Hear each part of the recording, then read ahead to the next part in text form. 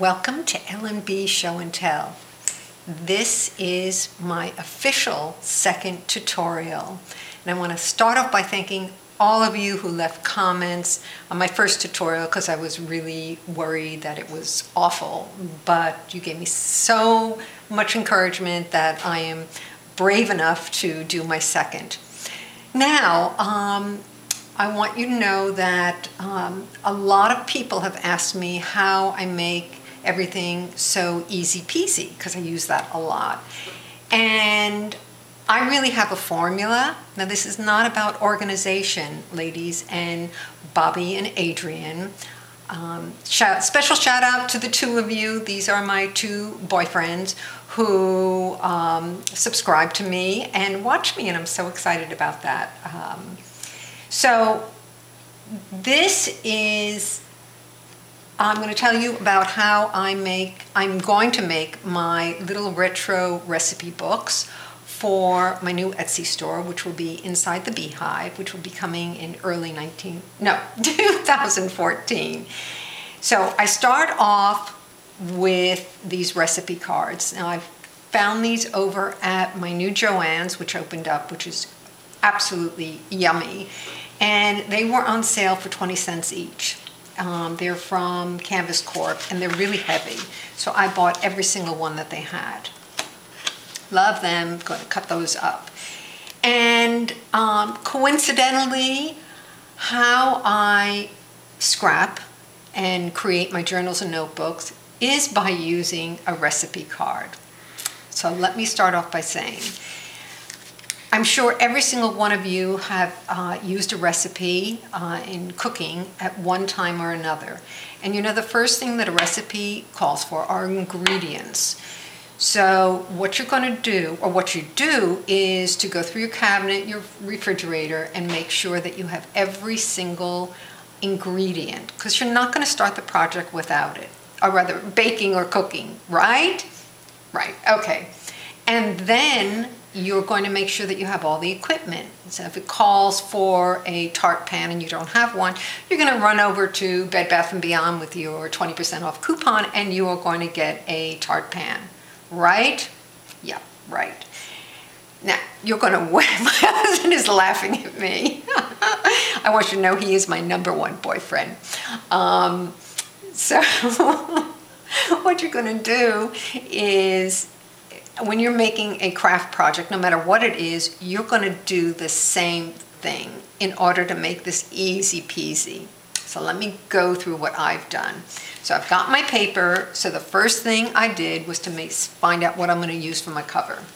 My cover, I decided, is going to be made out of chipboard and cardboard for the pages. So I went through my stash, got all my paper here, cardboard and chipboard here. I figured maybe 5-6 pages for each mini album would be good.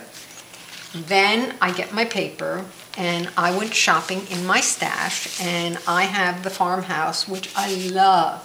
It's very thick paper. Look at this. Isn't this cute? Perfect for a retro. And I have enough here to make 4, possibly even 5.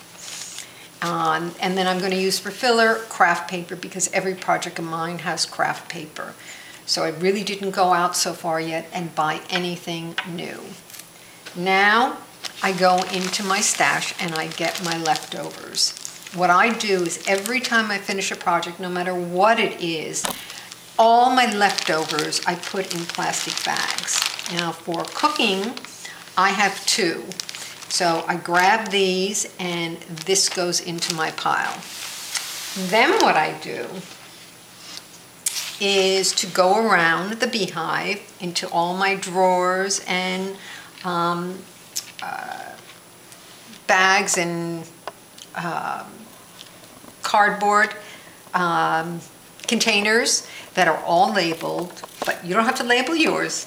And I pick up everything that I think would look good with this little mini. For example, see these little flowers? Because it's a retro, I thought crocheted flowers would be really cool. So I grabbed all my crocheted flowers. Then I went into my envelopes and bags, and I found these little tiny craft and red bags that I got from Michael's, 40% off coupon. And I think these are darling. I think these might look really cool. I got my little doilies, paper doilies. And I think these would be really cute with a stamp in the front, in the center, right? And then I got my stamps, and like this was a Michael's one. I think a lot of you would remember that. And I just have some odds and ends. Like this is a little spatula. Can you see that? And yesterday, coincidentally, I was at Tuesday morning, and look what I found. This is a Friskers, and it's called Recipe Madness, and I got it for $2.99. So they've got some fabulous stamps over there, ladies and Adrienne and Bobby. So head on over there. And then I also have this, which I splurged on. I love this fabulous 50s. Isn't that cute? Kitchen Queen. So this is also going into it, my minis. And then I went through my embossing folders, realized I had 2 folders, which have some vintage toaster and forks, and this one has all kinds of utensils. I thought that would be good. I found 1 set of stickers. I don't have a lot. These are 3-dimensional. These are Martha Stewart, and these are tomatoes. I thought that might look kind of cute. What else I found? An old 6.5 paper pad called Nan's Favorites. I don't have a lot of paper in here left, but what I have, I could definitely use. Let's see, a couple of bingo cards, some Tim Holtz, these little labels I think might be kind of cute. I think you get the idea. I also, in the Beehive, have dies set aside. Those are kind of like my utensils. I have 4 tag dies that I've set aside. I have my ATG gun. I have my adhesive. I even have my ribbon set aside. I have another one of these trays, so everything is in there. So when I do start my projects, it will be easy peasy.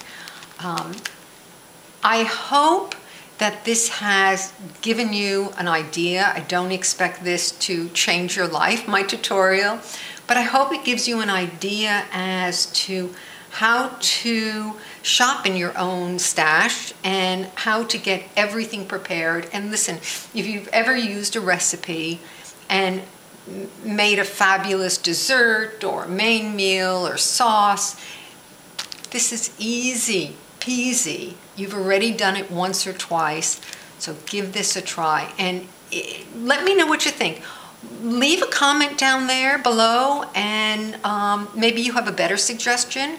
I'm definitely open to make this as enjoyable and easy peasy. So thanks everyone, and I hope everyone has a great Thanksgiving. Use your recipes, and hope to see you in a few weeks with my 4 little mini recipe books. Take good care. Bye.